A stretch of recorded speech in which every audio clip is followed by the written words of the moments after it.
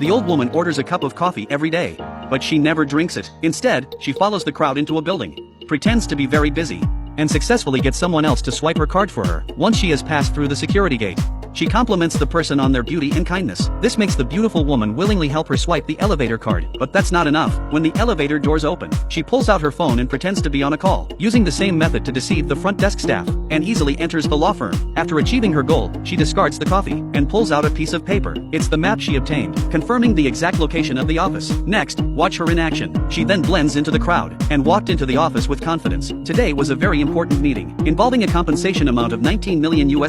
When the meeting reached a critical moment, the old woman walked out with a smile, facing this unfamiliar face.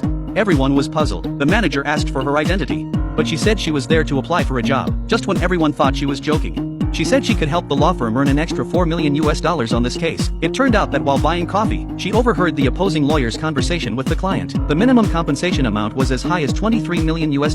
That's why she had the confidence. Sure enough, she was successfully hired, and became Ella's intern lawyer. However, her luck was not so good. The first case she took on was very tricky. A man had been imprisoned for 20 years for murder, but recent DNA testing revealed he had been wrongfully convicted. However, the police were only offering $200,000 in compensation, which did not meet the victim's expectations. To secure more compensation, they needed to find evidence from 20 years ago. The trial was imminent. Anne's task was to follow the assistant on visits, to try to find other clues. Based on the information they currently had, they only found a prostitute from back then, and used her advantage of being around the same age, to quickly become good friends with her. Through her introduction, they learned that she and her friend had become addicted to drugs back then. A drug dealer, who offered cheap prices, became their supplier. Perhaps new clues could be found through the drug dealer. They traced the drug dealer to the prison where he was incarcerated along the way, and conducted a thorough investigation. Upon meeting him, she lied that she was his mother's friend. She successfully gained his trust. The assistant was surprised by her two successful maneuvers, and learned the name of a prostitute from the drug dealer. Soon they tracked down Lisa's address. They thought the case might take a turn for the better, but when they met with the victim, they discovered that Lisa had already turned over a new leaf, and had two children. Though she claimed the killer was someone else, she refused to testify in court. Lisa just wanted to live a peaceful life now, at this point, and switched to Mother Teresa mode. She didn't want to see the other person lose her happy family. She chose to give up questioning.